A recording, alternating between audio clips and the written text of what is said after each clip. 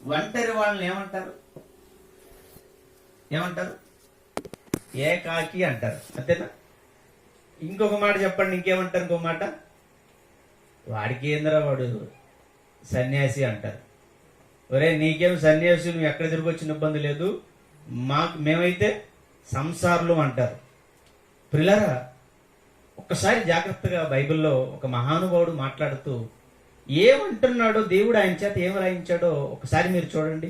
అసలు ఈ కుటుంబం అనేది ఎలా ఏర్పడిందో, ఏ విధంగా ఉండి ఎలా ఏర్పడిందో ఒకసారి జాగ్రత్తగా మీరు చూడండి. కీర్తనల గ్రంథం 68వ అధ్యాయము 6వ వచనం. కీర్తనల గ్రంథం 68వ అధ్యాయము 6వ వచనం నుంచి ఒకసారి చూడండి. కీర్తనల గ్రంథం 68వ అధ్యాయము 6వ వచనం. దేవుడు ఎవరమ్మా? దేవుడు ఏకాంగులను సంసారులుగా చేయువాడు అని రాయబడింది.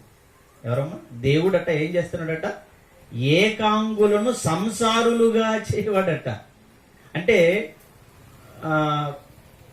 కొన్ని ఏళ్ల క్రితం శ్రీనివాసరావు సార్ గారు ఏకాంగే కాదా? ఒక్కడేనా? ఏక్ నిరంజన్ ఒక్కడే. ఏకాంగిగా ఉన్న, ఏకాకి అంటే ఒక్కడు అని అర్థం. ఒక్కడుగా ఉన్న ఆయన జీవితంలోనికి దేవుడు ఎవరిని తీసుకుని వచ్చాడు? తన జీవిత భాగస్వామిగా, తనకు భార్యగా శ్రీమతి వనజి కుమారి అక్క గారిని తీసుకుని వచ్చాడు. దేవుడు ఇచ్చిందేనా? దేవుడు ఇచ్చిందేనా? నమ్ముతారు ఈ మాట? లేదు, మా అత్త మామలు ఇచ్చారంటారా? మా అత్త మామలు ఇచ్చారనుకుంటున్నారు మీరు భార్యల్ని. మీ అత్త మామ ఇచ్చింది కాదు నాయన. ఆ అత్త మామలకి ఎవరు ఇచ్చారు ఆ సంగతి అడిగిన ముందు వాళ్ళని. గర్భఫలము కుమారుడైనా కుమార్తె అయినా గర్భఫలము యెహోవా ఇచ్చు బహుమానము అని రాయబడింది.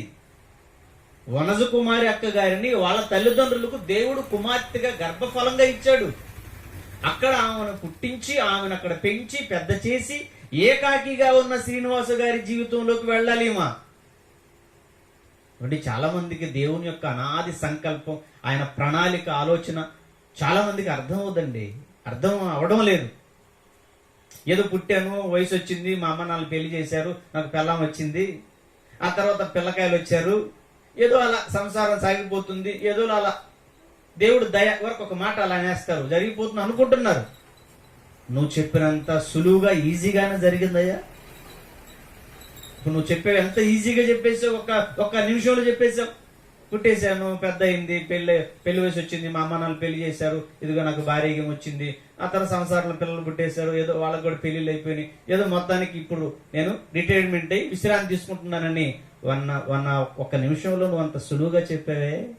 ఏది ఇంత చరిత్ర, ఇది నువ్వు చెప్పినంత సులువుగానే జరిగిందా? ఒక్కసారి ఆలోచించండి. దేవుడు లేడా? ఏకాంగిగా ఉన్నాడు. ఒకరోజు ఆయన ఏకాంగిగా ఉన్న ఆయన్ని దేవుడు ఏం ఆలోచించాడో తెలుసా? మొట్టమొదటి ఏకాంగి ఎవరో చెప్పండి సృష్టిలో? ఆదాం గారేనా? ఏకాకేనా? అంటే ఒకే ఒక్క కాకి, రెండో కాకి లేదు. ఒక కాకే ఏదైనా తోటలో తిరుగుతూ ఉంది. ఏది? మామూలు కాకుల మధ్య ఒక కాకే తిరుగుతుంది. దేవుడే చూశాడు, ఆదాము నరుడు ఒంటరిగా ఉండుట, ఏకాకిగా ఉండుట మంచిది కాదు. అబ్బా ఏంటండి తండ్రి అంటే దేవుడు ఆలోచించాడు. అవును, దేవుడు ఆలోచించాడు. మొట్టమొదటిగా మీరు విషయాన్ని గుర్తుపెట్టుకోవాలి. ఆదాము గారు ఆలోచించలేదు. ఆదాము గారు నాకు సాటి అయిన సహాయముగా ఒక స్త్రీ ఉంటే బాగుంటుంది, అన్ని రెండేసి జతలుగా స్త్రీ పురుషులు ఆడ మగగా ఉన్నాయి, నాకు కూడా నేను మగ కదా, ఇంకొక ఆడ ఎవరైనా ఉంటే బాగుండు, దేవుడా ఏదన్నా కొంచెం హెల్ప్ చేయని అడిగాడా?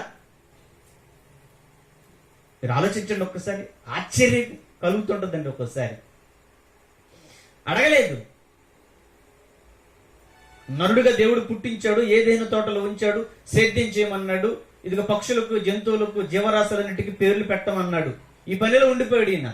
కానీ ఏకాకిగా ఒంటరిగా ఏదైనా తోటలో ఉన్న ఆదామును, నరుడును దేవుడు చూచి నరుడు ఒంటరిగా ఉండుట మంచిది కాదు అని, అతనికి తోడివ్వాలి అని, జంట చెయ్యాలి అని ఆలోచించి ఆ రోజు ఏదైనా తోటలో ఏకాకిగా ఉన్న ఆదాముకి అవ్వమును సృష్టించి భార్యగా ఇచ్చి సంసారులుగా మార్చింది ఎవరు? ఇప్పుడు చెప్పండి.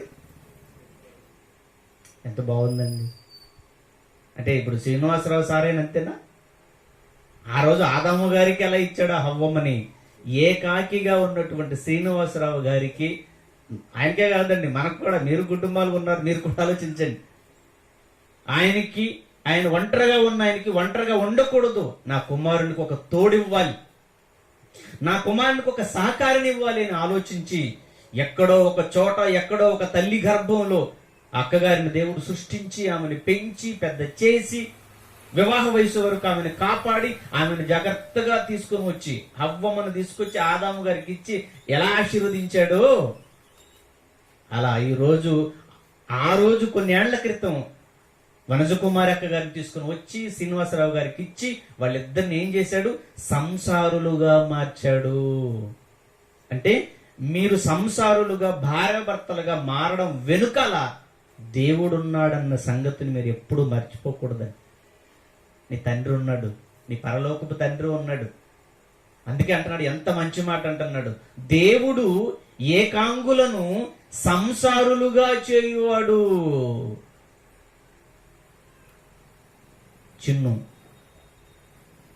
చిన్ను దగ్గరికి వెళ్లే ముందు ఇంకొక మాట కూడా చూసుకొని వద్దాం. ఇప్పుడు వాళ్ళ దగ్గర కూడా వస్తాం. మనం సంసారం చేశాడు అంటే భార్య భర్తలను చేశాడు. ఇక మీరిద్దరూ చక్కగా సంసారం చేసుకుంటూ వెళ్ళమని దేవుడు దీవించాడు. వాళ్ళిద్దరూ సంసారం చేసుకుంటూ అలా వెళుతున్న కాలంలో సంసారులైన భార్యాభర్తలైన వాళ్ళిద్దరికి ఇంకేం కావాలని కోరుకుంటుందండి? వాళ్ళకి ఏం కావాలి? పిల్లలు, సంతానం కావాలి. సంతానం కావాలి. లేదంటే ఒక 2-3 సంవత్సరాలు లేట్ అయింది అనుకోండి, 2 కాకులు ఒక్కాకి ఏమంటే ఒక్కాకి ముఖం చూసుకుంటా ఉంటాయి. ఎందుకు? ఇంకొక మూడో ఒక ముఖం రావాలి అని. 2 ఏళ్ళు పిల్లలు కానీ పుట్టకపోతే అబ్బవారి తపన అంతింత కాదండి, వాళ్ళ టెన్షన్ అంతింత కాదు. ఇక కొందరు ఉంటారు, మొక్కని దేవుళ్ళు ఉండరు, దొల్లాడని దైవ సన్నిధులు ఉండవు. దేనికోసం? ఎందుకయ్యా అంటే ఒక్క నలుసైన, ఒక్క కాయ అయినా, ఒక్క నలుసైన మా కడుపునుంటే బాగుండు అని. చూసారా? పెళ్ళయ్యేంత వరకు పెళ్లి కావాలి. పెళ్ళి ఎక్కడ దొరుకుతుందరో బాబోయ్, పెళ్ళి ఎప్పుడు అవుతుందరో బాబోయ్. ఇలా జరుగుతుంటే ఈ బామర్దులు అనేవాళ్ళు ఉంటారు, చూశారు? అరే మచ్చ, నీకు చెప్తున్నాను పెళ్ళి వద్దురా మచ్చ అంటాడు, నీకు తెలియదురా మచ్చ అంటాడు. నువ్వు అలానే చెప్తావు అంటాడు, కానీ అంటాడు. అంటే పెళ్లి అవ్వాలని అయ్యేదాకా తొందరపడుతుంటారు. అయిన తర్వాత ఇంకా మళ్ళా వీళ్ళ ఆలోచన, వీళ్ళ తొందర ఏంటి తెలుసా? ఒక్కరైనా పుడితే బాగుండు, ఒక్కరైనా గర్భం నుండి వస్తే బాగుండు అని. మరి పిల్లల్ని ఎవరిస్తున్నారు? ఏకాంగిగా ఉన్న నిన్ను సంసారినిగా చేశాడు. సంసారులుగా ఉన్న మనలను మళ్ళా దేవుడు చూచాడు. చూచి ఏం చేశాడని మహాభక్తులు, మహానుభావులు, దేవుడి గురించి ఆలోచన కలిగిన వాళ్ళు ఎలా మాట్లాడుతున్నారు చూడు. వాళ్ళు మాట్లాడండి ఇవన్నీ కూడా. మనం ఎప్పుడు ఇలాంటి మాటలు మనకు రావు. దేవుడా ఆయన ఎక్కడున్నాడులే, చూసారు? సంసారం చేసిన తర్వాత మరలా తిరిగి ఏం చేస్తున్నాడో చూడండి. మరలా దేవుడు ఆలోచించి అదే కీర్తనల గ్రంథం 113వ అధ్యాయం 9వ వచనం చూడండి ప్రియులారా. కీర్తనల గ్రంథం 113వ అధ్యాయము 9వ వచనం. ఆయన అంటే ఎవరు? ఆయన అంటే మన నాయన అని అర్థం. మనందరి నాయన ఆయనే. పరలోకపు తండ్రి అని ప్రార్థనలో పిలుస్తాం కదా. పరలోకం ముందున్న మా తండ్రి అంటాం. ఆయన సంతులేని దానిని ఇల్లాలుగాను, ఇల్లాలు అంటే ఇంటికి దీపం ఎవరటమ్మా? నిజమేనా? ఏం దీపం? దీపాలుగా ఉన్నారు లేదా ఒకసారి చెక్ చేసుకోండి. దీపాలుగా ఉన్నారా? కార్తీక దీపం అంటున్నారా? ఏమో. దీపము అంటే అర్థం ఏంటి తెలుసు కదా? దీపం అంటే చీకటిని పారద్రోలేది, వెలుగునిచ్చేది అని అర్థం. ఇప్పుడు ఈ లైట్ వెలుగు ఉండడం వల్ల నా ముఖం మీకు కనపడుతుంది, మీ ముఖాలు నాకు కనపడుతున్నాయి. లైట్లని నాపేస్తే ఎలా ఉంటుంది పరిస్థితి? కరెంటు పోయినప్పుడు చూడాలా, అల్లకల్లోలం అయిపోతుంటాం మనం, తడుముకుంటుంటాం మనం. చీకటి అంటే సంతులేని దానిని ఇల్లాలుగాను అని అన్నాడు. శ్రీనివాసరావు గారి తల్లిదండ్రుల కుటుంబంలోనికి ఒకనాడు ఇల్లాలుగా వనజ కుమారి అక్కగారు వచ్చారు, దేవుడు తీసుకొచ్చాడు. అదేవిధంగా శ్రీనివాసరావు గారి కుటుంబంలోనికి చిన్ను కుటుంబంలోనికి ఇప్పుడు ఎవరొచ్చారు? చిన్ను ఎవరొచ్చారే నీకు? ఇల్లాలు. ఇల్లాలు ఎవరిచ్చారు? సంతులేని దానిని ఇల్లాలుగాను, ఇల్లాలు కంటే భార్యగా పరిచర్య చేయుటకు, సహాయం చేయుటకు అని అర్థం. నిలబెట్టడానికి, పడగొట్టడానికి కాదు. ఇవి అర్థమవుతుందో? చాలా మంది అంటే భార్యలు, స్త్రీలు వచ్చిన తర్వాతే అంటుంటారు. కొంతమంది చెప్తుంటారండి, ఏమంటా అమ్మగారు మా ఇంట్లో అడుగు పెట్టారో గాని మా కొంప కొల్లేరు అంటారు కొంతమందిని గురించి మాట్లాడుతూ. అంటే వచ్చింది, సంసారం అంతా గందరగోళమైంది, పడగొట్టింది అంటారు. ప్రిల్లరా, ఒక మనిషి జీవితంలోనికి ఎందుకు వెళ్తున్నాడు తెలుసా? పడగొట్టడానికి కాదు, పడిపోతుంటే నిలబెట్టడానికి. కానీ దురదృష్టం ఏంటంటే ఆదాము గారు ఒంటరిగా ఉన్నాడు. సాటి అయిన సహాయముగా దేవుడు హవ్వమ్మనిచ్చాడు. ఇచ్చిన తర్వాత నిలబడున్న ఆదాము గారిని అవ్వమ్మే పడగొట్టింది. తెలుసా మీకు? ఆదాము గారిని పడగొట్టింది ఎవరు? ఆలోచన చెప్పండి, నిజం చెప్పండిలే, నేనే అబద్ధం ఆడుతున్నానమ్మా. ఎవరు పడగొట్టి? ఆదాము గారు నిలబడే ఉన్నాడు, చక్కగా ఉన్నాడు. చక్కగా ఉన్న ఆదాము గారు నిలబడున్న ఆదాము గారిని పడగొట్టింది చూడండి. ఎవరు? అంటే పడగొట్టడానికి వెళ్ళిందా లేదా నిలబెట్టడానికి వెళ్ళిందా? ఇద్దరు కూడి నడుచుట మంచిది అని అన్నాడు. ఎందుకు ఇద్దరు? అందుకే చూడండి, చాలా మంది ఒంటరిగా ఎవరైనా వెళ్తుంటే ఏదో ఒక ప్రాంతానికి ఏమని చెప్తారమ్మా పెద్దవాళ్ళు? రే ఒంటరి వాళ్ళకు నాయన తోడు తీసుకుని వెళ్ళినాయంట. దేనికి తోడు? ఏదైనా మార్గ మధ్యంలో ఒకవేళ నువ్వు ఏదైనా పడిపోయినా తిరిగి నిన్ను లేపడానికి. నేను ఒకరోజు సువార్తకు వెళ్తూ మోటార్ సైకిల్ మీద చీకట్లో అక్కడ లైటింగ్ తక్కువగా ఉండడం వల్ల జారి కిందికి వెళ్ళి కాలువలో పడిపోయాను. కాలువ తీస్తారు, సైడ్ కాలువలోకి వెళ్ళి పడిపోయాను. నేను పడ్డాను, మోటార్ సైకిల్ పడిపోతే ఇప్పుడు ఎవరు లేపాలి? లేపడానికి ఎవరు ఉండాలి లేదా? అక్కడి నుంచి నేను నా బైక్ లేపుకొని వెళ్ళడానికి దాదాపు 20 నిమిషాలు దేవుడితో యాకోబు గారు దేవదత్తో పెనుగులాడినట్టుగా పెనుగులాడి బైక్ని తీసుకుని మళ్ళీ నేను రోడ్డు మీదకి ఎక్కేసి మళ్ళీ సువార్తకు వెళ్ళాను. అప్పుడు అనిపించింది నాకు, ఎవరైనా ఒకరు తోడుంటే బాగుండు కదా అని. దేవుడు ఎంత మంచివాడండి, ఎంత ఆలోచన అండి మన మీదకి, మన తండ్రికి. ఇది అర్థమవుతుందా? ఇలా సంతులేని దానిని ఇల్లాలుగాను, కుమారుల సంతోషము గల తల్లిగాను. అబ్బా, ఏం చేశాడు దేవుడు? ఏం చేసుకుంటూ వచ్చాడు చూడండి. నిన్ను పుట్టించాడు, ఒకటిగా నిన్ను పుట్టించాడు. ఏకాకిగా ఉన్న నిన్ను దేవుడు వివాహం వరకు కాపాడాడు. అంత మాత్రమేనా? చూచాడు. ఏకాంగిగా నువ్వు ఉండకూడదు, నిన్ను సంసారిగా మార్చాలి అనుకున్నాడు. నీ జీవితంలో ఒక స్త్రీని తీసుకుని వచ్చి భార్యనిచ్చి సంసారిగా మార్చాడు. సంసారిగా మార్చిన తర్వాత చూస్తూ ఉన్నాడా అంటే, మీ సంసార జీవితంలో మీరు కొనసాగిపోతున్న వేళ మీకు కుమారులనిచ్చి కుమార్తెల్నిచ్చి ఏం చేశాడంటున్నాడు అక్కడ? సంతోషము గల తల్లిగా చేసాను. అక్కగారు చేశారా మిమ్మల్ని? సంతోషము గల తల్లిగా, కుమారుల సంతోషము గల తల్లిగా. ఇద్దరు కొడుకులే, ఇద్దరు మంచి కొడుకులండి, మంచి పిల్లలండి. నేను చాలా మందిని, చాలా 100 గ్రామాలు చూశాను పిల్లల్ని, 100 గ్రామాలు తిరిగి చూశానండి. కానీ పిల్లలు బాగులేరండి ఈ రోజుల్లో. పిల్లల్ని బట్టి తల్లిదండ్రులు తలకాయలు పట్టుకొని ఏడుస్తున్నారు తెలుసా? కుమారుల తల్లిగా, కుమారుల సంతోషము గల తల్లిగా అంటే ఏకాంగిగా ఉన్న మిమ్మల్ని సంసారులుగా మార్చి, సంసారులుగా ఉన్న మీకు సంతానాన్నిచ్చి, ఇంత సంతోషాన్ని కలిగించి ఒక కుటుంబముగా 2 కుమారుల్ని ఇచ్చాడు. ఆ కుమారుల్నిచ్చి సంతానాన్నిచ్చి బ్రహ్మాండమైన సంతోషాన్ని కలిగించాడు. అంతేనా? మళ్ళా వాళ్ళకి పెద్ద కుమారుడికి మళ్ళా ఇల్లాలు వచ్చింది. ఇల్లాలు వచ్చిందా? చెల్లి వచ్చింది. మళ్ళా వాళ్ళిద్దరిని మళ్ళా దేవుడు ఏకాంగిగా ఉన్న పెద్ద బాబుని ఏకాంగిగా ఉండకూడదని ఆయన్ని సంసారిగా మార్చి సంసారిగా ఉన్న వాళ్ళిద్దరికి మళ్ళా ఎవరినిచ్చారు? అదో దిగేశాడు. వీళ్ళకి మనవడు, ఆయన కొడుకు.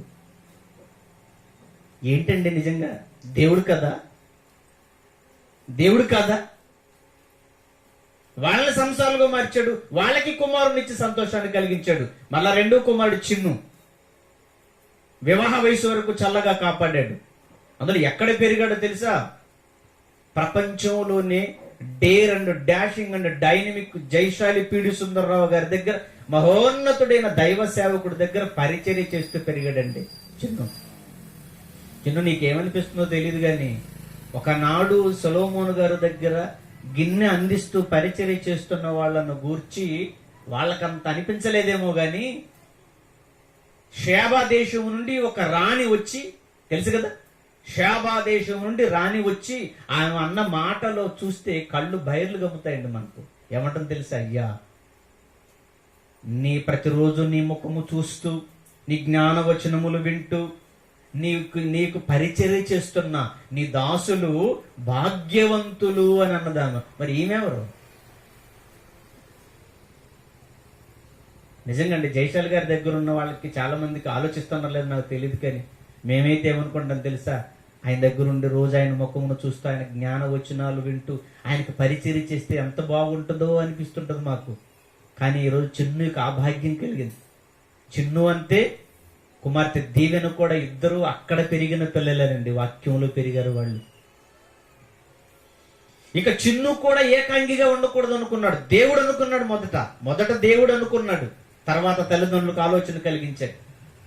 దీవెన ఒంటరిగా ఉండకూడదు, చిన్ను ఒంటరిగా ఉండకూడదు, ఏకాంగిగా వీళ్ళు ఉండకూడదని వాళ్ళిద్దరిని దేవుడు ప్రేమించి వాళ్ళిద్దరికి దేవుడు అద్భుతంగా 3 దినాల సభలలో 3 దినాల దేవుని పవిత్రమైన సువార్త కార్యక్రమాలలో ఉన్నతంగా చిన్ను దీవెనల వివాహాన్ని కూడా అత్యద్భుతంగా దేవుడు జరిగించేశాడు. ఏకాంగులుగా ఉన్న వారిని కూడా సంసారులుగా మార్చేశాడు. ఇప్పుడు వాళ్ళు కాపురానికి సిద్ధపడుతున్నారు. ఇక మరి సంతానం ఆయన ఎప్పుడు అనుకున్నాడో ఎదురు చూడాలి. ప్రియమైన దేవుని పిల్లలారు, ఇప్పుడు మీరు బాగా ఆలోచించండి. అంటే ఏకాంగిగా ఉన్న నీకు ఒక భార్యనిచ్చి మీరిద్దరిని భార్యాభర్తలుగా సంసారులుగా మార్చి మీ దాంపత్య జీవితంలో సంసారం చేసుకుంటూ మీరు వెళుతున్న సమయంలో దేవుడు మరలా మీ ఇద్దరును చూచి మీరిద్దరు ఇద్దరుగా ఉండకూడదు అని ఆలోచించి గర్భఫలముగా కుమారులను కుమార్తెలనిచ్చి సంతానాన్నిచ్చి ఇంత బ్రహ్మాండమైన సంతోషాన్ని కలిగించి ఈరోజు శ్రీనివాసరావు గారి కుటుంబం.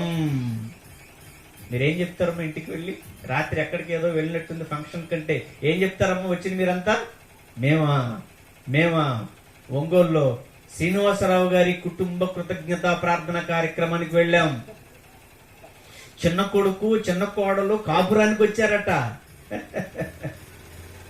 అందుకే ఆ కుటుంబపు కార్యక్రమానికి వెళ్ళామని మీరు చెప్పుకుంటున్నారే. ప్రియమైన దేవుని పిల్లలారా, ఇప్పుడు మీరు ఆలోచించండి. భూమి మీద ఉన్న ప్రతి కుటుంబాలకు కారణం ఎవరు? ఇప్పుడు చెప్పండి, ఎవరు కారణం? అందుకే పౌలు గారు మాట్లాడుతున్నాడు, భూమి మీద ఎన్నో కుటుంబాలు ఉన్నాయి. సంఘములో మీరు ఎన్నో కుటుంబాలుగా ఉన్నారు. మీరు ఎఫెసీ పట్టణంలో ఈ రోజు సంఘములో కుటుంబాలుగా మీరు బ్రతుకుతున్నారు కదా. మీ కుటుంబాలు ఎవరి వలన, ఏ తండ్రిని బట్టి కుటుంబం అని పిలువబడుతున్నదో మీకు తెలియాలని పౌలు గారు ఆ విషయాన్ని జ్ఞాపకం చేస్తున్నాడు. ప్రియమైన దేవుని పిల్లలారా, ఆలోచించండి ఒక్కసారి. మీ కుటుంబాలు దేవుని వలన పరలోకమందున్న తండ్రిని బట్టి ఏర్పడిన కుటుంబాలే ఈ రోజు ప్రపంచంలో ఉన్న కోట్ల కుటుంబాలు. ఈ విషయం తెలుసా? అంబానీ కుటుంబం, అనిల్ అంబానీ కుటుంబం. అంబానీకి తెలుసా ఈ విషయం? పోనీ మన నారా చంద్రబాబు నాయుడు గారికి ఏమన్నా తెలుసా ఈ సంగతి? బిల్ క్లింటన్ కి తెలుసా? బిల్ గేట్స్ కి తెలుసా? దేవుని వలన, దేవుని దయ వలన ఏర్పడిన కుటుంబమే ఇది. దేవుడు నాకు ఇచ్చిన కుటుంబం, ఆయన వలన ఏర్పరచబడినదే నా కుటుంబం అని ఈరోజు ఎంత మందికి తెలుసు అంటారు? ఆలోచించండి. ప్రియమైన దేవుని పిల్లలారా, బాగా ఆలోచిద్దాం. అంటే భూమి మీద ఉన్న ప్రతి కుటుంబం పరలోకమందున్న తండ్రి అయిన దేవునిని బట్టి ఏర్పడిన కుటుంబమే. అంటే కుటుంబానికి మూలం ఎవరు? దేవుడు. అంటే దేవుని దయ వలన ఈరోజు నీకు కుటుంబంగా ఏర్పడింది. బాగుంది, దేవుని దయ వలన ఏర్పడింది కదా, ఆ దేవుని దయలోనే మీ కుటుంబాలు ఉన్నాయా? ఇది ప్రశ్న. బాగుంది.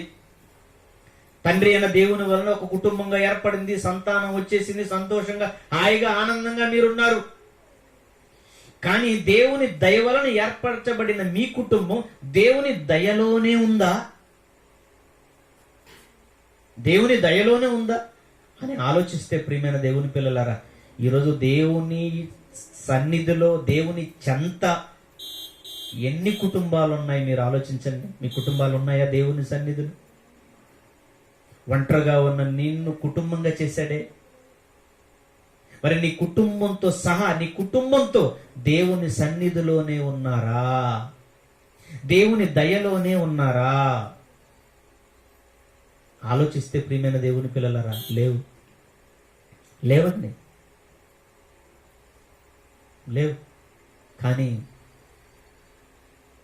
ఈ సంగతిని, ఈ సత్యాన్ని ఆలోచించి అర్థం చేసుకున్న మహానుభావులు కొంతమంది ఉన్నారండి బైబిల్లో. మా కుటుంబాల కారణం దేవుడే. ఈరోజు నాకు కుటుంబంగా, నేను కుటుంబంగా పిలువబడుతున్నా అంటే నా పరలోకపు తండ్రే కారణం. కనుక ఏ తండ్రిని బట్టి నాకు ఈరోజు కుటుంబం వచ్చిందో, భార్య వచ్చిందో, బిడ్డలు వచ్చారో, నేను నా కుటుంబంతో సహా దేవుని సన్నిధిలో ఉండాలి. దేవుని చెంత మేము ఉండాలి. దేవుని చెంత మేము ఉండి ఆయన స్తుతించాలి, ఆయనకు ప్రార్థించాలి, ఆయన పరిచర్య కార్యక్రమాల్లో మేము ఉండాలి అని ఆలోచించిన కుటుంబాలు ఎన్ని రోజు చెప్పండి. కానీ బైబిల్లో కుటుంబం ఉంది, 2 కుటుంబాలు ఉన్నాయి. చూపి నేను ముగిస్తాను, చూద్దాం ఒకసారి. ఆ కుటుంబ యజమాని ఏం మాట్లాడుతున్నాడో ఒక్కసారి ఆ మాట మీరు చూడండి. యెహోషువ గ్రంథం, ఆయన ఏం మాట్లాడుతున్నాడో చూడండి ప్రియులారా. యెహోషువ గ్రంథం చూడండి. ఆయన యెహోషువ గ్రంథం 24వ అధ్యాయం. యెహోషువ గ్రంథం 24వ అధ్యాయం 14వ వచనం నుంచి జాగ్రత్తగా మీరు చూడండి ప్రియులారా. 14-15 వచనాలు. ఇశ్రాయేలీలతో, ఒకనాటి ఇశ్రాయేలీలు, బాగా వినాలి మీరు. ఇశ్రాయేలీలు 12 గోత్రాలు, 12 మంది యాకోబు గారికి ఇస్తే, ఆ 12 మంది ఇశ్రాయేలీల గోత్రకర్తలుగా 12 మంది మారితే, ఈ 12 మంది కుమారుల గర్భాల నుండి వచ్చిన వేల కుటుంబాలు మొత్తంగా వాళ్ళందరిని ఏమని పిలిచారు అంటే ఇశ్రాయేలీలు అని పిలిచారు. వాళ్ళందరిని ఏమని పిలిచారు? ఇశ్రాయేలీలు. ఒక కుటుంబంలో 10 మంది, ఒక కుటుంబంలో 8 మంది, ఒక కుటుంబంలో 4, ఒక కుటుంబంలో 6. ఇలా ఇశ్రాయేలీలు కొన్ని లక్షల మందిగా బ్రతుకుతున్నారు. వాళ్ళందరి మధ్య యెహోషువ గారు, ఈయన మోషే గారు చనిపోయిన తర్వాత ఇశ్రాయేలీలు అని పిలువబడే దేవుని కుటుంబం అది. ఆ దేవుని కుటుంబముగా ఆ రోజు పిలువబడుతున్న ఇశ్రాయేలీలను నడిపించడానికి, వాగ్దాన దేశంలోనికి వీళ్ళని తీసుకుని వెళ్ళి వాళ్ళందరినీ సురక్షితంగా ఉంచడానికి నాయకుడిగా, పరిచారకుడుగా ఉన్న యెహోషువ, నాయకుడుగా దేవుడు అతన్ని మార్చి, నాయన వీళ్ళందరినీ జాగ్రత్తగా ఆ దేశానికి తీసుకుని వెళ్ళినాయన, ఈ ప్రదేశాలన్నీ వాళ్ళకి జాగ్రత్తగా పంచునైనా కుటుంబాలకి అని చెప్తున్న సందర్భంలో యెహోషువ వాళ్ళతో మాట్లాడుతూ ఏమన్నాడు ఒక్కసారి జాగ్రత్తగా మాటలు చూడండి. 14వ వచనం. కాబట్టి మీరు యెహోవా యందు భయభక్తులు గలవారై ఆయనను నిష్కపటముగాను సత్యముగాను సేవించుచు మీ పితరులు నది అద్దరిని ఐగుప్తులో సేవించిన దేవతలను తొలగద్రోసి యెహోవానే సేవించుడి. యెహోవాను సేవించుట మీ దృష్టికి కీడని తోచిన ఎడల మీరు ఎవరిని సేవించెదరో, నది అద్దరిని, మీ పితరులు సేవించిన దేవతలను సేవించెదరో, అమోరీయుల దేశమున మీరు నివసించుచున్నారే వారి దేవతలను సేవించెదరో, నేడు మీరు కోరుకొనుడి, మీరెవరిని సేవింప కోరుకొనినను. అబ్బా, ఈ మాట ప్రతి ఒక్క యజమాని మాట్లాడాలి. ఈ మాట ప్రతి ఒక్కరు దేవుని సన్నిధిలో దేవునితో అనాలి. ఏమంటున్నాడు చూడండి మహానుభావుడు, మీరెవరిని సేవింప కోరుదురో నేనును. ఈ మాట అంటుంది యెహోషువ, నేనును నా ఇంటి వారును. అంటే యెహోషువ ఒంటరివాడు, ఒకప్పుడు ఒంటరివాడేనా? మోషే గారికి పరిచర్య చేస్తూ ఉన్న కాలంలో యెహోషువ ఒంటరివాడే. నూను కుమారుడైన యెహోషువ అని ఉంటది. నూను కుమారుడైన యెహోషువ మోషేకు పరిచారకుడుగా, అంటే జీవము కలిగిన దేవుని ఇంటిలో నమ్మకమైన దేవుని ఇంటి ప్రజలని ఇశ్రాయేలు నడిపించే సేవకుడిగా ఒకనాడు మోషే గారు ఉంటే, ఆ మోషే గారికి సేవకుడైన మోషే గారికి పరిచారం చేయడానికి వెళ్ళినట్టు పరిచారకుడుగా యవ్వన కాలంలో యెహోషువ. ఈరోజు జైశాలి గారి దగ్గర ఎంతో మంది పిల్లలు వాక్యం నేర్చుకుంటూ అక్కడ ఎంతో మంది పరిచర్య చేస్తున్నారు. ఈరోజు ప్రియమైన దేవుని పిల్లలారా, అలా పరిచర్య చేస్తూ ఉన్నటువంటి యెహోషువ అంటున్నాడు, నేను ఒక్కడిగానే ఉన్నాను, దేవుడు నాకు ఒక భార్యనిచ్చాడు. ఏకాకిగా ఉన్న నాకు భార్యనిచ్చాడు, సంసారినిగా మార్చాడు. సంసారిగా మారిన నేను పిల్లలు లేకపోతే పరిస్థితి ఎలా ఉంటుంది? అదొక రకమైన అవమానం. అది చాలా మంది చూడండి, పిల్లలు కనకపోయిన స్త్రీలను కానీ ఎంత అసహ్యంగా చూస్తారని, ఎంత చిన్నచూపు చూస్తారమ్మా. 4-5 ఏళ్ళు పిల్లల్ని కనలేదు అనుకోండి, అమ్మాయిని, అత్తగారు ఆలోచన ఇంకొకరా ఉంటాయి. మా దగ్గర ఒక అత్తగారు ఉండేవాళ్ళు, గట్టిగా 4-5 సంవత్సరాలు పిల్లలు పుట్టలేదట. ఇంకొక దురాలోచన చేస్తుందా ఏమని? పిల్లల్ని పుట్టలేదు, పిల్లల్ని నువ్వు కనలేదు, చూసారా, నువ్వు మాకు పిల్లల్ని కనలేదు కనుక మా అబ్బాయికి ఇంకొక పెళ్లి చేయి, నీకు పెద్ద పెళ్లి దేవుడు చేస్తాడు తర్వాత. ఇచ్చిందాక ఆగలేవా? ఇచ్చిందాక కూడా ఆగలేవా? కొంతమంది ఉంటారండి, దేనికి ఆగరు. ఇచ్చిందాక ఆగలేవా? దేవుడు ఇవ్వడా? ఒక క్రైస్తవురాలుగా ప్రార్థన చేస్తుంటావు, పరిచర్య చేస్తుంటావు, పాటలు పాడుతుంటావు, నీకు నమ్మకం లేదా దేవుడి మీద? ఇంకో పెళ్లి చేస్తావా? వృద్ధాప్య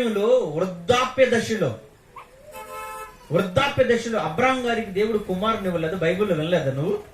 బ్రహ్మాండమైన కొడుకు.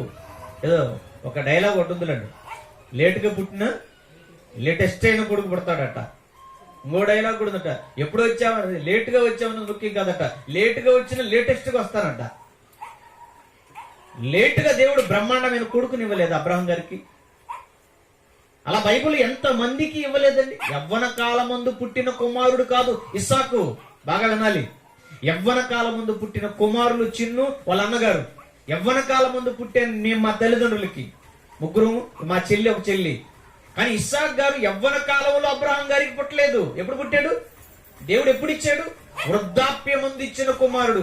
అంటే యవ్వన కాలంలో ఇవ్వగలడు, మధ్య దశలో ఇవ్వగలడు.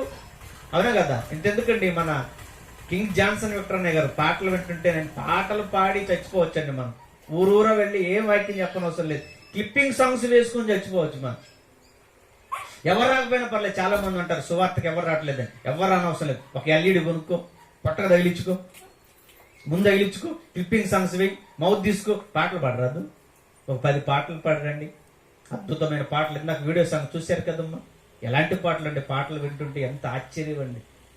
జాన్సన్ విక్టర్ అన్నయ్య గారు పెళ్ళయింది, చాలా సంవత్సరాలు పిల్లలు లేదు తెలుసా మీకు? ఎన్ని సంవత్సరాల తర్వాత బ్రహ్మాండమైన కొడుకు. వాడిని చూస్తే మతిపోతుందట ఆయనకే. ఏంటో లోక చెప్తున్నాడు మొన్న, ఏంటో లోక అసలు వాడి మైండ్ సెట్ ఏంటో. వాడిని వర్క్ ఈజీగా పడేస్తున్నాడు లోక. వాడు ఇంగ్లీష్ కూడా భలే మాట్లాడుతున్నాడు. వాడు బడికి కూడా పోలేదు. మరలా 18 సంవత్సరాల తర్వాత బ్రహ్మాండమైన కొడుకునివ్వలేదా? యెహోవాకు అసాధ్యమైనది ఏదైనా ఉందా? ఎందుకండి తొందరపడతారు? నేను అప్పుడు ఒకటే చెప్పాను, వాళ్ళిద్దరూ పరిచర్య చేస్తున్నారు. ఏమన్నా నువ్వు తొందరపడి ఏ నిర్ణయం తీసుకోకు. తమ్ముడు, నువ్వు ఏ నిర్ణయం తొందరపడి తీసుకోకు. ఏ నిర్ణయం తీసుకున్నా దేవుని శిక్షకు పాత్రలు అవుతారు. దేవుడు మీకు ఖచ్చితంగా పిల్లల్ని ఇస్తాడు. నేను చెప్తున్నాను. నేను ఎందుకు చెప్తున్నా? నాకున్న ధైర్యం ఏంటి? ఇద్దరు తండ్రి పనిలో ఉంటున్నారు. ఇద్దరు నమ్మకమైన పరిచర్య చేసే పిల్లలు. అద్దంకి చర్చిలో అండి, మన అద్దంకి కళాశాలలో బ్రహ్మాండమైన భార్య భర్తలు ఇద్దరు, నమ్మకమైన పరిచర్య చేసే పిల్లలు. ఖచ్చితంగా నేను చెప్పాను, దేవుడు మీకు తగిన కాలంలో బిడ్డల్ని ఇస్తాడు, మీ అవమానాన్ని తొలగిస్తాడు. మీ అమ్మ తొందరపడుతుంది, అమ్మను తొందరపడొద్దని చెప్పండి అని చెప్పాను. అలా చెప్పిన మరుసటి సంవత్సరమే అద్భుతమైన కూతురు పుట్టింది. చెప్పట్లు కొట్టాలి పెంచలేదా? దేవుడిచ్చాడు. ఒకరు కాదు, నేను ఒకరినే అన్నాను. మళ్ళా 2వ సంవత్సరం 8 సంవత్సరాల తరువాత బ్రహ్మాండమైన కొడుకు పుట్టాడు. ఎవరిచ్చారండి? గర్భఫలము. సంసారులుగా ఉన్న మీ ఇద్దరిని చూసే దేవుడున్నాడు. ఒంటరిగా ఉన్నప్పుడే దేవుడు చూసి నీకు జతనిస్తే, జతగా ఉన్న మీ ఇద్దరిగా ఎందుకు ఉంచుతాడు ఆయన? తగిన కాలంలో దేవుడు ఇస్తాడు. ఆ దేవుడి పాదాల దగ్గర నమ్మకంగా పరిచర్య చేస్తూ ఉండు. నువ్వు అంతే, నువ్వు చేయవలసింది ఇదే. నువ్వేం చేయని అవసరం లేదు. ఇక ప్రియమైన దేవుని పిల్లలారా, మీరు ఆలోచించండి. అందుకే తొందరపడకండి, దేవుడు ఇస్తాడు. ఇద్దరుగా ఉన్నారు. యెహోషువ భార్యనిచ్చాడు, ఇద్దరయ్యారు. ఇద్దరుగా ఉంచలేదు దేవుడు. ఏమిచ్చాడంట? పిల్లలను కూడా ఇచ్చాడు. అందుకంటున్నాడు ఆయన మాట, నేనును నా ఇంటి వారందరూ. ఎంతమంది ఉన్నారు అంటే ఏం చేశాడు? చాలా మంది అంటుంటారు, మా వాడిని ఒక ఇంటోని చేయండి సార్ అంటారు. ఇప్పుడు చిన్ను ఏమయ్యాడు? ఎవరన్నా పెళ్లి కాకుండా ఉంటే ఏమంటారమ్మా? సార్ పాస్టర్ గారు మీరైనా మా వాడిని ఒక ఇంటోని చేయండి సార్, ఒక ఇంటోని చేయండి సార్ అంటారు. చిన్ను ఒక ఇంటోడయ్యాడు. అయ్యాడా? చిన్ను ఒక ఇంటివాడయ్యాడు. దేవుడు చేశాడు. సంతానాన్ని ఇచ్చాడు యెహోషువకి. అప్పుడు యెహోషువ అంటున్నాడు, మీరు ఎవరిని సేవిస్తారో సేవించండి, నేనును నా ఇంటి వారును యెహోవానే సేవించదము. అబ్బా, ఎంత ఆలోచించకపోతేనండి మాట అంటాడు. ఒంటరిగా ఉన్న నన్ను పుట్టించాడు, నాకు బ్రతుకునిచ్చాడు. ఒంటరిగా ఉన్న నాకు భార్యనిచ్చాడు, మా ఇద్దరికి మళ్ళా దేవుడు పిల్లల్ని ఇచ్చాడు. ఈరోజు ఒక కుటుంబంగా, ఒక బ్రహ్మాండమైన కుటుంబంగా దేవుడు చేశాడు. విన్నానండి, ప్రాంతంలో శ్రీనివాసరావు గారి కుటుంబం గురించి నేను విన్నా.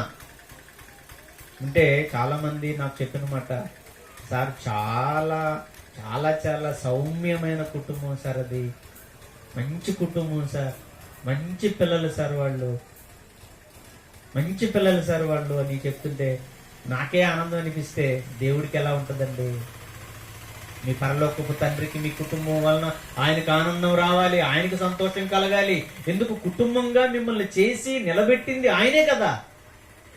కానీ ఆయన సన్నిధిలో ఈరోజు ఎన్ని కుటుంబాలు నిలబడుతున్నాయి చెప్పండి?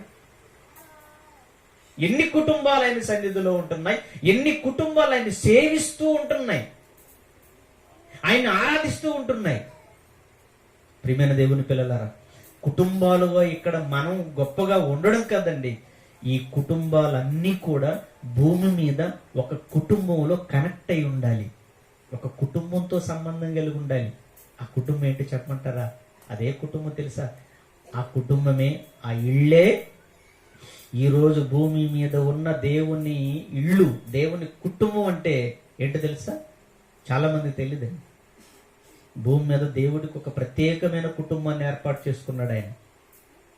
భూమి మీద యేసుక్రీస్తు వారి పవిత్రమైన రక్తము ద్వారా ప్రస్తుతం భూమి మీద ఉన్న దేవుని కుటుంబం, మన కుటుంబాలు ఇవి దేవుని వలన ఏర్పడ్డాయి. దేవుని వలన ఏర్పడిన ఈ ప్రపంచంలోని కుటుంబాలన్నీ కూడా దేవుడు ఏర్పాటు చేసిన ఒక ప్రత్యేకమైన కుటుంబంలో ఈ కుటుంబాలన్నీ కలిసి ఉండాలని కోరుకున్నాడు.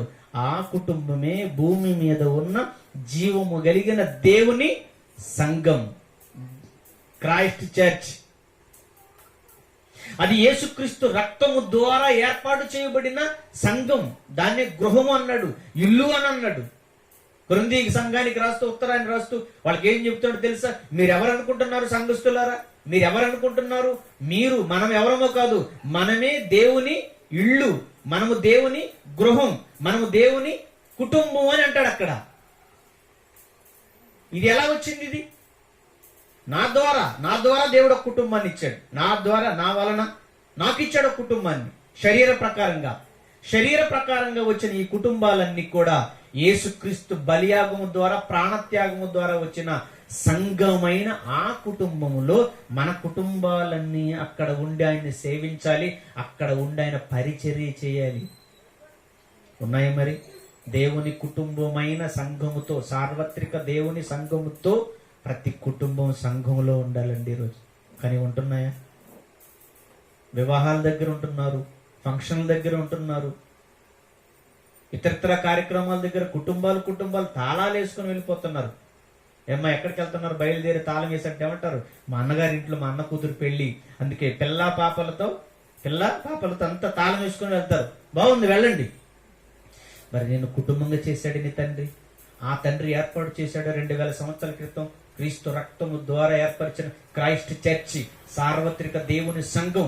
ఆ కుటుంబంలోనికి నీ కుటుంబాన్ని, నీ భార్యను, నీ పిల్లలను తీసుకుని వెళ్ళి అక్కడ ఉండాలి. ఆ కుటుంబంతో సంబంధం కలిగి ఉండాలి. ఆ కుటుంబంలో ఉండి అక్కడ నీవు పరిచర్య చేస్తూ ఉండాలి. ఉన్నారా? మీరంతా ఉన్నారా? ఎందుకు ఏర్పాటు చేశాడు ఈ కుటుంబాలన్నీ? ఈ కుటుంబాలన్నీ క్రీస్తు రక్తము ద్వారా కడుగబడిన, కొనబడిన సార్వత్రిక దేవుని సంఘములో అన్ని కుటుంబాలు అక్కడ తరలి వెళ్ళిపోవాలి. ఆయన ఆరాధించడానికి, ఆయన సేవించడానికి, పరిచర్య చేయడానికి. అందుకే ఒక మహానుభావుడు దావీదు గారు మాట్లాడుతూ ఆయన ఏమన్నాడో చివరిగా మాట చూసి నేను ముగిస్తాను. ఆయన ఏం కోరుకుంటున్నాడో ఒక్కసారి చూడండి. దేవుణ్ణి ఏం వేడుకుంటున్నాడో ఒక్కసారి మీరు చూడండి. చివరి మాట 2 సమూయేలు గ్రంథం 7వ అధ్యాయము 29వ వచనం. 2 సమూయేలు గ్రంథం 7వ అధ్యాయము 29వ వచనం చూడండి పిల్లలు. 2 సమూయేలు గ్రంథం 7వ అధ్యాయం 29వ వచనం. నేనెవరో తెలుసా? ఎవరు మేము ప్రార్థన చేస్తున్నాను? ఎవరు? దావీదు ఒకప్పుడు ఒంటరివాడేనా? ఏకాకే. ఈ కాకి ఎక్కడుండేది? అరణ్యంలో. ఏం చేస్తుండేది? గొర్రెలను కాచుకుంటూ ఉండేవాడు. ఏం చేస్తుండేవాడు? గొర్రెలను కాస్తూ ఒక పక్క సృష్టిని అంతటిని చూసి ఆలోచించేవాడు. దేవుణ్ణి అర్థం చేసుకున్నాడు. దేవుణ్ణి స్తుతిస్తూ కీర్తనలు పాడుతూ ఉండేవాడు. ఆ పచ్చిక బయలలో, ఆ అరణ్యంలో ఏకాకిగా ఉన్నాడు. ఎవరి కొడుకినా? యెషయి కుమారుడు. యెషయి కుమారులు చిన్నవాడుగా ఉన్నాడు. ఎవరు ఈయన్ని పెద్దగా పట్టించుకోలేదు. బైబిల్ని మీరు బాగా చదివితే దావీదు గురించి ఆలోచించిన వారిలో దావీదు ఎవరితో ఉన్నాడు, ఎవరితో మంచి సంబంధం కలిగి ఉన్నాడో ఆలోచించిన యెషయా కుమారులు గాని, యెషయా కుమార్తెలు గాని ఒక్క ఆమె ఆలోచించిందండి, సెరూయా. మిగిలిన అన్నలకి దావీదు అంటే లెక్కలేదండి. సౌలు గారు సమయంలో వచ్చి దేవుడు పంపిస్తాడు, నాయన యెషయా కుమారుని వెళ్ళి ఒకరిని అభిషేకించు రాజుగా, చక్రవర్తిగా అంటే ముందు అందరూ కొడుకులు వచ్చేస్తారు. అప్పుడు సమూయేలు అడుగుతాడు, వీళ్ళైనా ఇంకెవరైనా ఉన్నారు? ఇంకెవరు లేరు అంటాడు. దావీదు ఏమయ్యాడు? ఇక్కడ మీకు ఒక విషయాన్ని చెప్తాను, బాగా గుర్తుపెట్టుకోండి. నీ తల్లి నిన్ను గుర్తించకపోవచ్చు, నీ తండ్రి కూడా నిన్ను గుర్తించక చిన్నవాడిని పట్టించుకోకపోవచ్చు, కానీ నిన్ను పట్టించుకునేవాడు పరలోకముందున్న తండ్రి. యెషయా పట్టించుకోలేదు. ఇంతేనా, ఇంకెవరైనా ఉన్నారా అని అడిగితే ఉన్నాడు కదా, చిన్నవాడు ఉన్నాడు, అరణ్యంలో గొర్రెలు కాస్తున్నాడని చెప్పాలా వద్దా? చెప్పలేదు. అంటే చిన్నవాడు లెమ్మని దావీదు గారిని చిన్న చూపు చూస్తే, అందరూ దావీదు గారిని చిన్న చూపు చూస్తే, దేవుడు మాత్రం దావీదు గారి మీద ఎలా చూపు? అతి పెద్ద చూపు చూస్తున్నాడు దావీదును.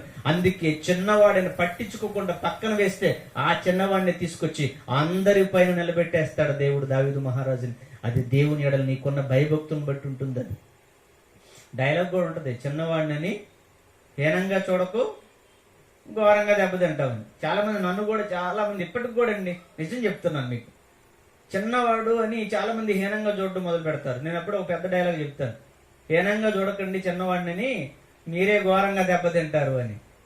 తెలుసా? చిన్నవాడిని హీనంగా చూసింది ఎవరు? సౌలు కూతురు మీకాయ. ఎవరిని? అయ్యగారిని. దావీదు చిన్నవాడు కదండి, దేవుని దృష్టిలో గొప్పవాడు. దావీదు గురించే రాయబడింది కానీ, దావీదున ఇష్టానుసారుడైన మనుషుడైన రాయబడింది కానీ, యెషయా గురించి, వాళ్ళ నాన్న గురించి ఏమైనా రాయబడిందా? వాళ్ళ అన్నల గురించి ఏమైనా రాయబడిందా? లేదు. ఈ విషయాన్ని గుర్తుపెట్టుకోండి మీరు. అందుకే దేవుడు అంటే అమితమైన ప్రేమ, భక్తి మనకు ఎప్పుడు ఉండాలండి. మనల్ని ఎవరు పెద్ద పట్టించుకోకపోవచ్చు, వదిలేయండి. నిన్ను పట్టించుకోవలసిన దేవుడు సుమా. దావీదు గారండి మాట్లాడుతున్న మాట అండి, ఇప్పుడు చదవండి అన్నమాట.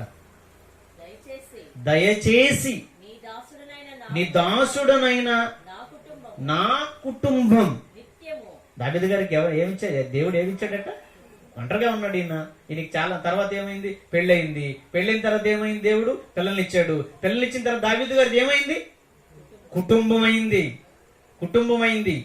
కుటుంబమైన తర్వాత దేవునికి దాసుడు అంటున్నాడు చూడండి, పరిచర్య చేసేవాడుగా మారిపోయిన తర్వాత ఒక రిక్వెస్ట్ పెట్టుకుంటున్నాడండి దేవుడి దగ్గర. మీరు ఎప్పుడన్నా పెట్టుకున్నారో లేదో ఒకసారి చూడండి.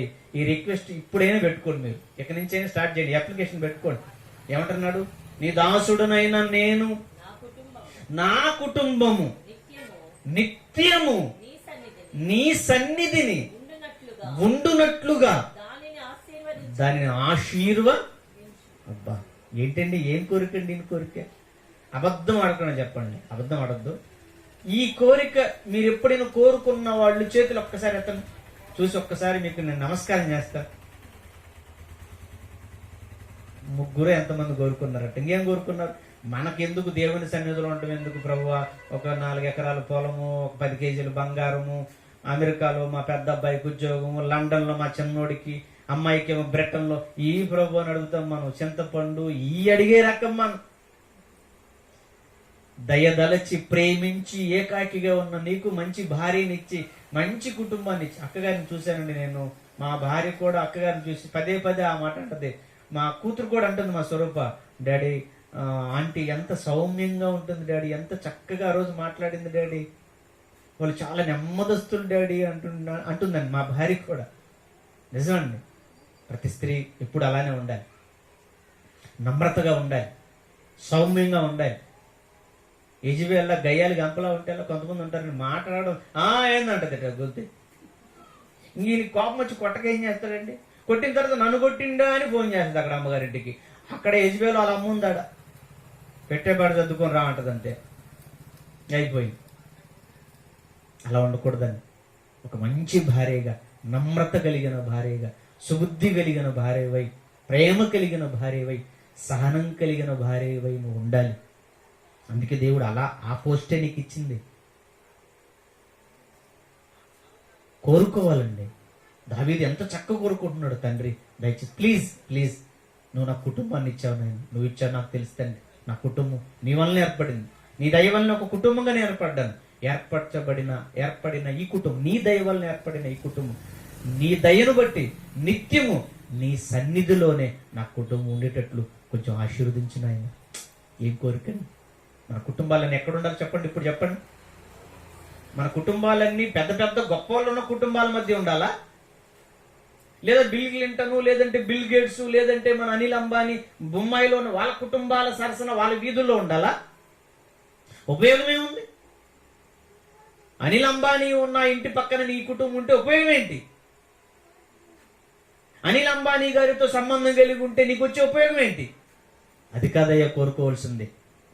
కుటుంబాన్నిచ్చి కంటికి రెప్పల్లో ఒక ఉన్నతంగా భూమి మీద నిన్ను కాపాడి ఒక కుటుంబంగా నిన్ను ఏర్పరిచిన ఆ తండ్రి అయిన దేవుని కుటుంబములో, ఆయన సన్నిధిలో నిత్యము నీ కుటుంబం ఉండాలి అని అదండి దేవుణ్ణి కోరుకోవలసింది. ఆశీర్వదించమంటున్నాడు. ఎందుకు తెలుసా? అక్కడుంటే మన కుటుంబాలు, మన పిల్లల తరతరాలు ఆశీర్వదించబడతాయి, దీవించబడతాయి. అన్ని విధాలు అలా దీవించబడిన ఒక కుటుంబమేనండి ఈరోజు. ఆ కుటుంబం మధ్యకే మనందరినీ తీసుకుని వచ్చాడు దేవుడు. ఆ కుటుంబ పక్షముగా, కుటుంబ వ్యవస్థకు కారణం ఏంటో, మన కుటుంబాలన్నీ తన కుమారుడైన క్రీస్తు రక్తముతో కడుగబడిన జీవము కలిగిన పరిశుద్ధ సంఘములో, ఆ కుటుంబంలో మన కుటుంబాలన్నీ కలిపేసుకోవాలి. అక్కడ ఉండాలి మనం. అందుకే చాలా మంది చూడండి ఆరాధనలు మానేయడాలు. ఈ ఇంటి దగ్గర ఉంటుంది, ఆయన వెళ్ళిపోతాడు, నువ్వు పోయిరా అని చెప్తుంటాడు ఈయన. అదేంటది? కుటుంబంగా దేవుని కుటుంబంతో ఆ రోజు వెళ్ళి గడపొద్దా? దేవుని కుటుంబంతో వెళ్ళి అక్కడ పరిచర్య చెయ్యొద్దా? ఇంతేకాదండి, ప్రతి కుటుంబం దేవుని సన్నిధిలో ఉంటూ, నిత్యము ఉంటూ, ఆ దేవుని గురించిన సువార్తను, ఆ దేవుని గురించిన మాటలను నీ కుటుంబ పక్షముగా అనేక కుటుంబాలకు ఈ సత్య సువార్త సంగతులు నీ కుటుంబం ద్వారా అందాలి. అందుకేనండి కుటుంబ ప్రార్థనలు. ఈరోజు సార్వత్రిక క్రైస్ట్ చర్చ్ వైజాగ్లో చూడండి మీరు, మా కనిగిరిలో అంతే, అద్దంకిలో అంతే. ప్రతి కుటుంబంలో కుటుంబ కృతజ్ఞత ప్రార్థన కార్యక్రమాలు అవసరం. అనేక కుటుంబాలను కూర్చోబెట్టు, దేవుని మహాజ్ఞాన సంగతులు వినిపించు. వచ్చిన వాళ్ళకంత పరిచర్య చేయి. ఈ మాటలను ప్రకటించే పనిలో ప్రతి కుటుంబం ఉండాలి ఈరోజు. అందుకే నిన్ను కుటుంబంగా మార్చింది. నీ కుటుంబంతో నువ్వు సంసారం చేసుకున్న పిల్ల పాపలతో నువ్వు హాయిగా, ఆనందంగా, సంతోషంగా, లగ్జరీగా బయట ఆనందంగా ఉండమని కాదండి. దేవుడి దగ్గర ఉండాలి మన కుటుంబాలన్నీ. దేవుని జ్ఞానంలో ఉండాలి మన కుటుంబాలన్నీ. దేవుని సువార్త సేవ పరిచర్యలో మన కుటుంబాలన్నీ ఉండాలి. నువ్వు ఉండాలి, నీ భార్య ఉండాలి, నీ పిల్లలు ఉండాలి, నీ మనవాళ్ళు మనవరాళ్ళందరూ కూడా దేవుని పనిలో ఉండాలి. ఆయన పాద పరిచర్య చేసేవాళ్ళుగా మనం ఉండాలి. అప్పుడు మనము దీవించబడతాం, మన పిల్లలు దీవించబడతారు, మన మనవాళ్ళు దీవించబడతారు. తరతరాలు దేవుడు తన సన్నిధిలో ఉండి మన కుటుంబాలు ఆశీర్వదించబడాలని కోరికతోనే దేవుడిని మాటలు బైబిల్లో రాయించారండి. కనుక ప్రియమైన దేవుని పిల్లలారా, ఆలోచించండి. మీ కుటుంబాలన్నీ దేవుని కుటుంబంతో కనెక్ట్ అయి ఉన్నాయా లేదా? ఉండి అక్కడ పరిచర్య చేస్తూ ఉన్నారా లేదా? ఉండి మీరు సువార్త పరిచర్యలు, సువార్త ప్రకటనలో, సువార్త కార్యక్రమాల్లో మీరు ఉన్నారా లేదా? ఒక్కసారి ఆలోచించండి. చివరిగా మీకు తెలిసి కుటుంబం ఎవరన్నా పెళ్లి పెట్టుకుంటారు, వచ్చిన వాళ్ళందరికీ మంచి భోజనాలు పెట్టుకుని మంచి మంచి చీరలు, వస్తువులు మరిచిపోకుండా, ఎప్పుడు మరిచిపోకూడదట. అలా గ్రాండ్గా చేయాలని భోజనాలు, అందులో రకాలు, మంచి మంచి వస్తువులు ఇచ్చి పెళ్లి చేసి పంపిస్తారు, ఆనందిస్తారు. కానీ ఈరోజు శ్రీనివాసరావు గారి కుటుంబం తన కుమారుని పెళ్లి సందర్భంగా ఈ వివాహంలో నేను, నా బంధువులు ఈ యొక్క పెళ్లి చేసుకుని ఆనందపడటమే కాదు, 3 దినాలు దేవుని వాక్యాన్ని అందించి అనేక కుటుంబాలను ఇక్కడికి రప్పించి ఆ కుటుంబాలకు దేవుని మాటలు వినిపించాలని ఆలోచించి ఒక మహోన్నతమైన సభలు చేయడం ముందు చూశారు. ఇలాంటివి చేయడానికే దేవుడు మన కుటుంబాలు ఏర్పాటు చేశారు. ఒకసారి నిజంగా కుటుంబాన్ని అభినందించాలండి. మనం చెప్పండి, కొట్టండి. అలా ప్రతి కుటుంబం అవ్వాలి. ఇలాంటి కుటుంబాలను మాదిరికరంగా తీసుకొని మనం కూడా ప్రారంభించాలి, మనం కూడా చేయాలి. అలాంటి కుటుంబాలుగా ఉండాలనే దేవుడు ఎదురు చూస్తున్నాడు. మిమ్మల్ని కుటుంబాలుగా మార్చాడు. ఆలోచించండి. ఒక యెహోషువ కుటుంబం వల్లే, ఆ తర్వాత ఒక నోవహు గారి కుటుంబం, కొత్త నిబంధనలో ఎన్నో కుటుంబాలు కనబడతాయి. మన కుటుంబాలన్నీ దేవుని కుటుంబంతో కలిసి ఆ కుటుంబంలో పరిచర్య చేస్తూ దేవుని యొక్క పవిత్రమైన ప్రతి కార్యక్రమంలో మన కుటుంబం ఉండాలి, దీవించబడాలి. మరెన్నెన్నో దేవుని దీవెనలు మన పిల్లలు అందుకోవాలి. కనుక ఇంకా ఈ కుటుంబాన్ని మరింతగా దేవునిలో దీవించాలని కోరుతూ మరిన్ని మేలులు, సంతానాన్ని దేవుడు ఇచ్చి అన్ని విధాల వారిని దీవించి దేవుని యొక్క మరిన్ని సేవా కార్యక్రమాలలో సంఘంలో ఒక స్తంభముగా, సార్వత్రిక జీవము కలిగిన సంఘంలో ఒక స్తంభముగా శ్రీనివాసరావు గారి కుటుంబం, వారి బిడ్డలు అందరూ ఉండాలని, మన కుటుంబాలు కూడా ఉండాలని, మీ కుటుంబాలన్నీ కూడా ఉండాలని మనసారా కోరుకుంటూ దీవిస్తూ చిన్న ప్రార్థన చేసుకుని ఈ సమయాన్ని అధ్యక్షుల వారికి అప్పగించుకుందాం. మహోన్నతుడైన మా తండ్రి, మీ పాదాల చెంత కూర్చుని, మీ సన్నిధిలో కూర్చుని మీ మాటలు వింటుంటే ఎంత ఆశ్చర్యం, ఎంత ఆనందం తండ్రి. ఈరోజు నాయన మీ ప్రియమైన కుమారులు, మా ప్రియమైన సోదరులు శ్రీనివాసరావు గారు, అక్కగారి కుటుంబం మధ్య జరిగించిన ఈ చక్కటి కార్యక్రమానికై మీకు స్తుతులు చెల్లిస్తూ ఉన్నాం. ఒక మంచి కుటుంబంగా తండ్రి శ్రీనివాసరావు గారి కుటుంబాన్ని ఆశీర్వదించారు, కుమారులు ఇచ్చారు. ఆ కుమారుల వ్యవహారంలో తోడుగా ఉన్నారు. పెద్ద కుమారుని ప్రేమించి మంచి వారికి కుమారుణ్ణి వీరికి మనవడుగా ఇచ్చారు. స్తోత్రాలు తండ్రి. తిరిగి మరలా చిన్న కుమారుడు చిన్ను వివాహ విషయంలో తండ్రి నాయన బిడ్డను దీవెననిచ్చి వివాహంలో తోడుగా ఉన్నందుకే మీకు వందనాలు చెల్లిస్తూ ఉన్నాం. ఏకాంగులుగా వారు ఉండకూడదని, సంసారులుగా మారాలి అని వారిని ఆశీర్వదించారు. అందుని బట్టి మిమ్మల్ని స్తుతిస్తున్నాం. బిడ్డల తండ్రి వారి దాంపత్య జీవిత కాలం అంతా తోడుగా ఉన్నాడు. మీరు అనుకున్న కాలంలో మీ చిత్త ప్రకారంగా వారికి మీరు సంతానాన్ని అనుగ్రహించి రాబోయే కాలంలో తండ్రి మహోన్నతమైన కుటుంబంగా శ్రీనివాసరావు అన్న గారి, అక్కగారి కుటుంబాన్ని, బిడ్డలను, వారి సంతానాన్ని దీవించమని కోరుతూ ఉన్నాం. ఇక మీ సన్నిధిలో సార్వత్రిక సంఘంలో ఒక స్తంభంగా ఈ కుటుంబాన్ని నిలబెట్టండి. రాబోయే రోజుల్లో కూడా మరిన్ని కార్యక్రమాలు, మరిన్ని సువార్త తండ్రి కార్యక్రమాలు మీ బిడ్డల కుటుంబం ద్వారా జరుగునట్లు కృప చూపించండి. మంచి ఆయుష్ ఆరోగ్యంతో నింపండి తండ్రి. ప్రేమించి వచ్చిన దైవజనులను జ్ఞాపకం చేసుకో, ప్రేమించి వచ్చిన సంఘస్థులను జ్ఞాపకం చేసుకో. ప్రేమించి వచ్చిన బంధుమిత్రులను, ఆత్మీయులను, శ్రేయోభిలాషులను దీవించమని కోరుతూ, మా కుటుంబాలకు మూలం మీరు, మా కుటుంబాలన్నీ మీ కుమారుడైన క్రీస్తు కుటుంబముతో, క్రీస్తు రక్తము ద్వారా ఏర్పాటు చేసిన క్రైస్ట్ చర్చ్ సంఘముతో సంబంధం కలిగి సంఘములో ఉంటూ పరిచర్య చేస్తూ మీ కొరకు మహోన్నతమైన కార్యక్రమాలు జరిగించినట్లు కృప చూపమని కోరుతూ, నిన్న మాటలను ఏ ఒక్కరూ విడిచిపెట్టక హృదయంలో భద్రపరుచుకొని ఒక దావీదు కుటుంబం వలె, ఒక యెహోషువ కుటుంబం వలె, ఒక నోహ కుటుంబం వలె నీతిని ప్రకటిస్తూ తండ్రి తమ కుటుంబాలను రక్షించుకుంటూ పరలోక నిత్య రక్షణలోనికి కుటుంబాలను సిద్ధపరచుకోగలిగే ధన్యతను మనం అర్థిస్తూ, ఇంతటి మహాజ్ఞానాన్ని ఈ తరంలో మాకు నేర్పి మా కుటుంబాలన్నిటినీ, లక్షల కుటుంబాలను, అందులో నా కుటుంబాన్ని ఈరోజు మీ పరిచర్యలో మీ పాదాల చెంత నిలిపి మిమ్మల్ని సేవించేటట్లుగా మమ్మల్ని నడిపిస్తూ ఉన్న మా ఆత్మీయ తండ్రి దైవజనులు జయశాలి గారిని జ్ఞాపకం చేసుకోండి తండ్రి. ఆయురారోగ్యం మా తండ్రి గారికి ప్రసాదించండి. బైబిల్ ఓపెన్ సిటీ ఇంటర్నేషనల్ ద్వారా జరుగుతున్న సేవంతటిని దీవించండి. ముఖ్యంగా the college of Bible technology Christ church సార్వత్రిక సంఘం ఒంగోలు కళాశాల సంఘాన్ని దీవించండి. సంఘంలో పరిచయం చేస్తున్న మీ పిల్లలను జ్ఞాపకం చేసుకుంటూ తండ్రి, కళాశాలను ఆనుకొని జరుగుతున్న అనేక ప్రాంతాల రీసెర్చ్ సెంటర్స్ ఆ సంఘాల పరిచర్యను కూడా దీవించమని కోరుతూ, మా బ్రతుకు కాలమంతా మా కుటుంబాలన్నీ మీ సన్నిధిలోనూ ఉండాలని కోరుకుంటూ ఆశీర్వదించమని అర్థిస్తూ, ఇంతవరకు తోడుగా నడిపించినందుకై మా హృదయపూర్వకమైన కృతజ్ఞతాస్తుతులు చెల్లిస్తూ, మీ ప్రియకుమారులు మా రక్షకులునైన యేసుక్రీస్తు వారి అతి పరిశుద్ధ నామమున ఈ ప్రార్థన మీ పాదపద్మములకు సమర్పిస్తున్నాము తండ్రి. ఆమేన్. అందరికీ వందనాలు. థాంక్యూ. సమయంలో